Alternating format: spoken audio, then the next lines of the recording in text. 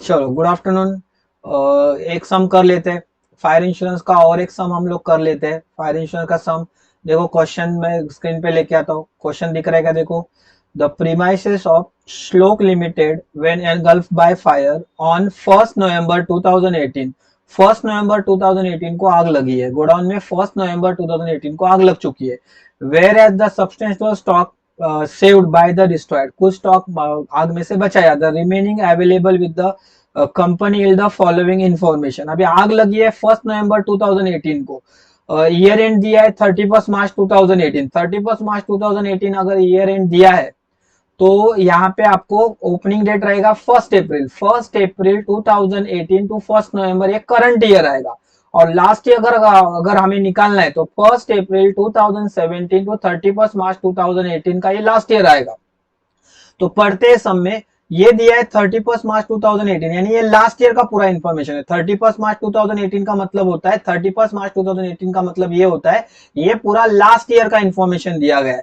तो last year का information provide किया है। ओपनिंग स्टॉक एक ट्रेडिंग अकाउंट के डेबिट में जाएगा लास्ट ईयर के, क्लोजिंग स्टॉक लास्ट ईयर के ट्रेडिंग अकाउंट में जाएगा। लास्ट ईयर का क्लोजिंग करंट ईयर का ओपनिंग बनेगा। जब करंट ईयर का अकाउंट बनाएंगे तो उसमें हम लोग ये लिखेंगे definitely, purchase trading account debit side, sales trading account credit side, wages trading account debit side, direct wages trading account debit side. तो ये लास्ट ईयर का ट्रेडिंग अकाउंट हमें बनाना है। तो बाद में सबसे पहले हम लोग आंसर में जाके लास्ट ईयर का ट्रेडिंग अकाउंट बना लेते हैं।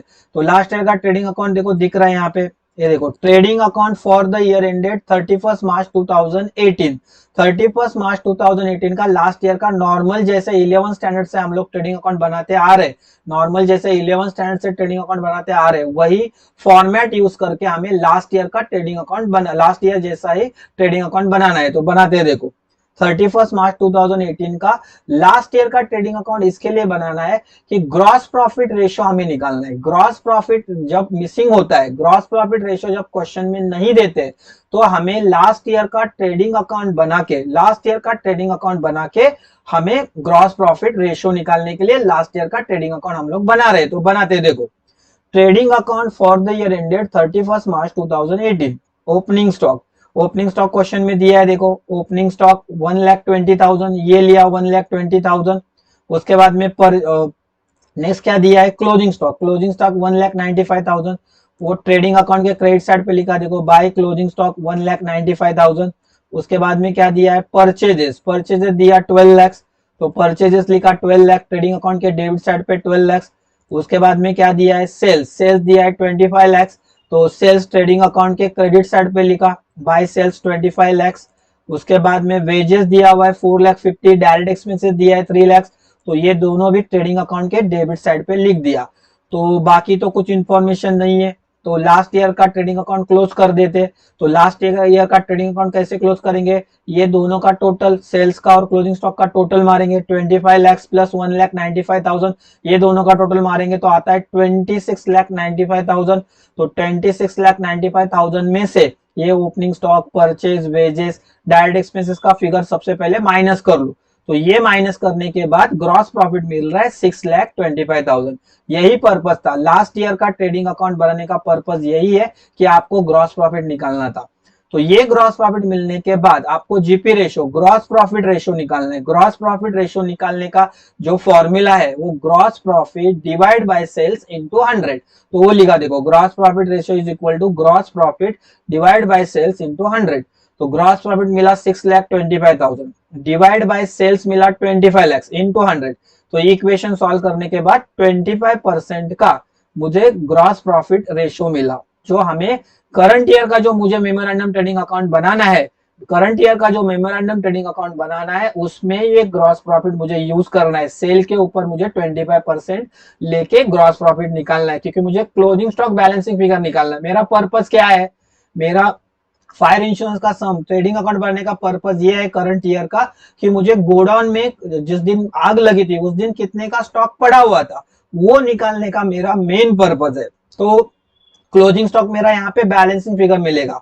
तो आगे का सम सॉल्व करने से पहले हमें क्वेश्चन पढ़ना पड़ेगा आगे, क्योंकि अभी करंट ईयर का मेमोरेंडम ट्रेडिंग अकाउंट बनाना है। तो करंट ईयर का इन्फॉर्मेशन देखो 20 से स्टार्ट हो रहा है। आग लगी है 1 नवंबर 2018 को, 1 नवंबर 2018 को आग लगी है, तो 1 अप्रैल से लेके 1 नवंबर का जो भी फिगर आएगा वो करंट ईयर के मेमोरेंडम ट्रेडिंग अकाउंट में आपको लेना है। तो दिया है देखो हाफ ईयरली। अभी ये क्वेश्चन में थोड़ा सा एक एडजस्टमेंट घुमा के पूछा हुआ है। अभी क्या पूछा है देखो, for the half year ended 30th सितंबर 2018, यानी आग लगी है 1 नवंबर को, एक नवंबर महीना पूरा नहीं है, 1 नवंबर को ही आग लगी है, यानी 30 सितंबर तक इंफॉर्मेशन दिया है। तो अक्टूबर का परचेज और सेल मिसिंग है, तो एक महीने का परचेज और सेल जो अक्टूबर मंथ का है वो मिसिंग है, वो हमें ढूंढना पड़ेगा। वो एडजस्टमेंट में कहीं ना कहीं तो इंफॉर्मेशन दी रहेगी, वो हम लोग ढूंढेंगे। ये परचेज और सेल दिया है 30 सितंबर तक का ही, और आग लगी है 1 नवंबर का, और मुझे जो मेमोरेंडम ट्रेडिंग अकाउंट बनाना है ये 1 नवंबर तक बनाना है। तो इसका मतलब 30 सितंबर के बाद अक्टूबर का एक महीने का परचेज और सेल्स मुझे कैलकुलेट करना पड़ेगा।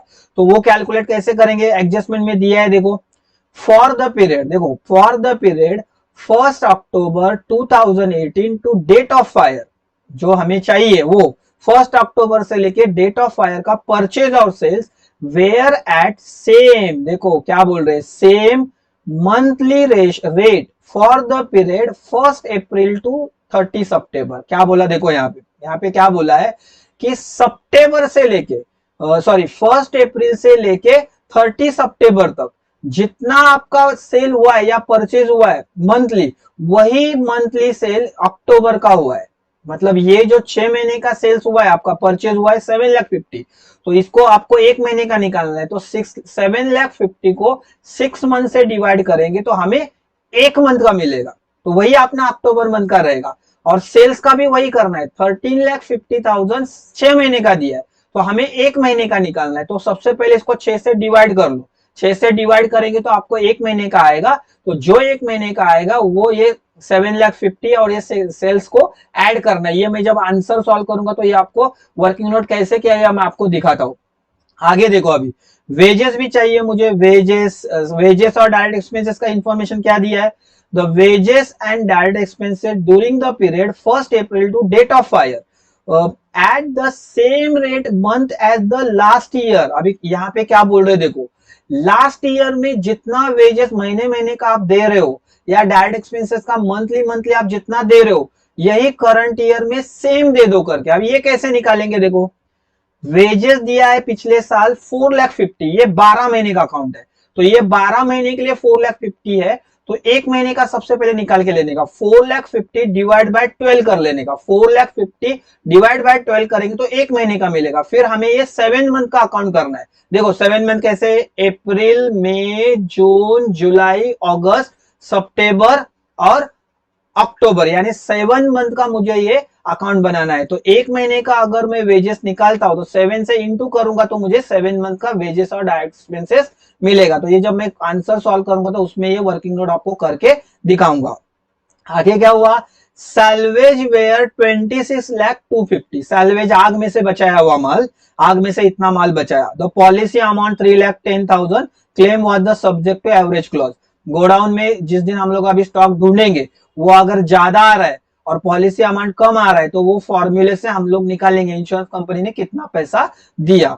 तो आंसर क्या और चलते, देखो अभी मुझे बनाना है memorandum trading account for the period ended 1 अप्रैल से लेके आग लगी है 1 नवंबर का। तो पिछले साल का क्लोजिंग स्टॉक, ये देखो पिछले साल का क्लोजिंग स्टॉक करंट ईयर का उसको ओपनिंग ले लो, पिछले साल का क्लोजिंग स्टॉक करंट ईयर का ओपनिंग स्टॉक लिया। आगे क्वेश्चन में क्या बोला है, परचेज हाफ ईयरली परचेज 30 सितंबर का परचेज दिया 7,50,000, तो ये इनर कॉलम पे ले लो क्योंकि मुझे एक महीने का निकालना है। तो टू परचेज 7,50,000 लिया और एक महीने का मुझे निकालना है। एडजस्टमेंट में उन्होंने क्या बोला कि the period of the 1 October to date of fire purchase and sales were at the same monthly rate for the period 1 April to 30 September. तो 1 अप्रैल 30 सितंबर तक जितना आपका परचेज है उतना ही आपका अक्टूबर महीने का लेना पड़ेगा। तो देखो मैंने इक्वेशन में आंसर में कैसे सॉल्व किया, ये देखो अक्टूबर महीने का मैं ऐड कर रहा हूं, कैसे निकाला, 7,50,000 जो 6 महीने का दिया था, 7,50,000 जो 6 महीने का दिया है उसको मैंने 6 से डिवाइड कर लिया। 7,50,000 को मैंने 6 से डिवाइड किया तो मुझे एक महीने का मिल गया। एवरेज निकाला यहाँ पे, हर महीने का एवरेजली कितना आ रहा है, तो 7,50,000 को 6 से डिवाइड किया तो 1,25,000 का मेरा अक्टूबर का परचेज मिल रहा है। 7,50,000 को 6 से डिवाइड करने के बाद 1,25,000 यानी ये मेरे अक्टूबर मंथ का एवरेज आया कि अक्टूबर मंथ में भी मेरा 1,25,000 का ही परचेज हुआ है। तो 7,50,000 को 1,25,000 ऐड किया तो मेरा टोटल परचेज आया 8,75,000। अभी सेल्स देख लेते हैं, सेल्स का क्या हुआ। सेल्स भी 30 सितंबर तक दिया है 13,50,000। तो ये लिया, देखो सेल्स लिया ट्रेडिंग अकाउंट के क्रेडिट साइड पे 13,50,000, लेकिन ये इनर कॉलम पे इसके लिए लिखा क्योंकि अक्टूबर महीने का पता नहीं, तो अक्टूबर महीने का वैसे ही निकालना है। इसको 6 से डिवाइड करो। 6 से क्यों डिवाइड किया, क्योंकि ये 6 महीने का जो एवरेज है वही लेने को बोला है। तो मैंने 6 को 13,50,000 से 6 से डिवाइड किया तो मुझे एक महीने का मिला 2,25,000। तो ये 13,50,000 को 2,25,000 को मैं प्लस करता हूं तो मेरा टोटल आग लगने तक सेल हुआ है 15,75,000 का। तो ये आपका सेल मिला, ये आपका परचेज मिला। आगे वेजेस का क्या बोला उन्होंने, the wages and direct expenses during the period 1 April to date of fire, 1 अप्रैल से लेके डेट ऑफ फायर तक जो आपका वेजेस और डायरेक्ट एक्सपेंसेस पिछले साल था, पिछले साल का सेल्स और वेजेस का जो रेशियो था, एवरेज था, वही लेने को बोला। अभी पिछले साल यानी 12 महीने का अकाउंट है, ये आपका वेजेस 4,50,000 12 महीने का है और ये डायरेक्ट एक्सपेंस आपका 12 महीने का है। तो इसको सबसे पहले देखो एक महीने का निकाल के लेने का। ये देखो यहाँ पे मैंने निकाला हुआ है वेजेस, इसको 4,50,000 जो टोटल दिया हुआ है वेजेस पिछले साल का, इसको सबसे पहले 12 से डिवाइड कर लो, फिर आपको एक महीने का मिलेगा। और आपका जो ये करंट ईयर का 7 मंथ का अकाउंट है तो आपको 7 महीने का वेजेस चाहिए। तो एक महीने का 12 से डिवाइड करने के बाद आपको एक महीने का मिला, तो ये इंटू 7 करोगे तो आपको वेजेस बराबर 7 महीने का मिल जाएगा। तो 7 महीने का वेजेस मिला 2,62,500। डायरेक्ट एक्सपेंसेस का भी वही किया, 3,60,000 आपको डायरेक्ट एक्सपेंसेस मिला हुआ है तो ये 12 महीने के लिए दिया है। तो 12 महीने को डिवाइड कर लो, एक महीने का मिलेगा। तो एक महीने का मिलने के बाद उसको इंटू 7 करो, इंटू 7 करेंगे तो मुझे मिलेगा 1,75,000। तो ये आपका परचेज मिला, सेल मिला, वेजेस मिला, डायरेक्ट एक्सपेंसेस मिला और ग्रॉस प्रॉफिट मिला। अगर ये आपको नहीं समझ में आ रहा है तो एक बार धीरे धीरे ये वीडियो वापस रिवाइंड करके देखो, ये आपको समझ में आ जाएगा। अभी आगे निकालना है ग्रॉस प्रॉफिट।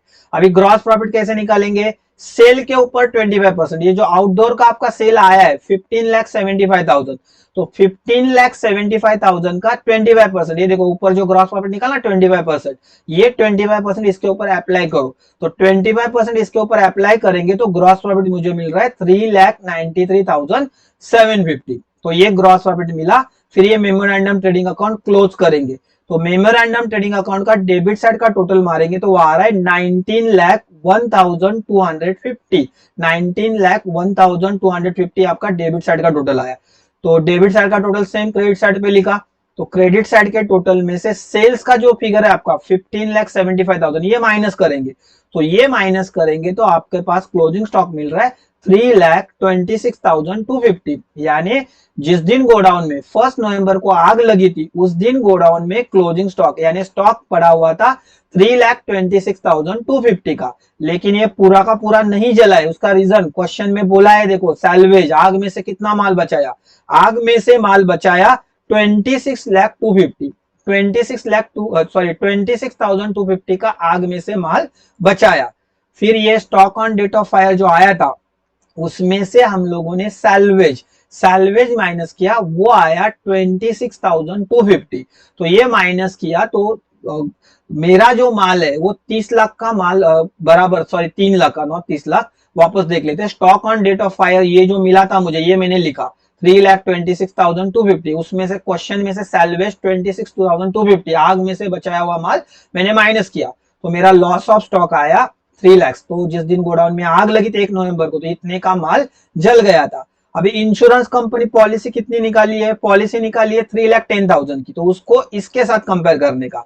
जिस दिन गोडाउन में माल था वो माल था 3,26,250 का और पॉलिसी निकाली है 3,10,000 की। इसका मतलब माल ज्यादा है और पॉलिसी कम अमाउंट की, तो इंश्योरेंस कंपनी पूरा का पूरा पैसा नहीं देगी। तो उसके लिए आपको फॉर्मूला यूज करना है, insurance claim is equal to policy amount divide by stock on date of fire into loss of stock. Policy amount question में से लिया 3,10,000, stock on date of fire ये जो मुझे बैलेंसिंग फिगर मिला मेमोरेंडम ट्रेडिंग अकाउंट का 3,26,250 वो लिया, और लॉस ऑफ स्टॉक मैंने लिया ये वाला, सैलवेज माइनस करने के बाद 3 लाख। तो ये इक्वेशन सॉल्व करने के बाद आया 2,85,058, यानी इंश्योरेंस कंपनी ने ये क्लेम दिया 2,85,058 का, ये इंश्योरेंस कंपनी ने क्लेम दिया। तो ये सम तो यहाँ पे सॉल्व करके हो गया। अभी ये सम में हार्ड पार्ट क्या था, ये वाला परचेज, वेजेस और ये डायरेक्ट एक्सपेंस का। तो इसके लिए सबसे पहले आपको क्वेश्चन में जाके क्या पहचानना है, करंट ईयर और लास्ट ईयर पहचानना है। करंट ईयर 1 नवंबर से आगे पीछे है, तो करंट ईयर 1 अप्रैल 2018 से लेके 1 नवंबर 2018 तक आपका करंट ईयर हुआ, और 1 अप्रैल 2017 से लेके 31 मार्च 2018 का है आपका लास्ट ईयर। तो इसमें आपको 2 ट्रेडिंग अकाउंट बनाने हैं। उसका रीजन ये है कि सम में कहीं पे भी क्वेश्चन में आपको ग्रॉस प्रॉफिट रेशियो नहीं दिया है, इसके लिए आपको पिछला साल का ट्रेडिंग अकाउंट बनाना पड़ा। पिछले साल का करंट ईयर देखो यहाँ पे मैंने दिया हुआ है, ये बनाया, इससे ग्रॉस प्रॉफिट रेशियो निकाला, फिर आगे जाके करंट ईयर का मेमोरेंडम ट्रेडिंग अकाउंट बनाया। मेमोरेंडम ट्रेडिंग अकाउंट में खाली ये परचेस का एडजस्टमेंट थोड़ा सा डिफरेंट था, ये 6 महीने का परचेस दिया था आपको 7 महीने का, तो 1 महीने का कितना, तो इसको 6 से डिवाइड किया तो 1 महीने का मिला। वेजेस सेल्स का भी वही किया।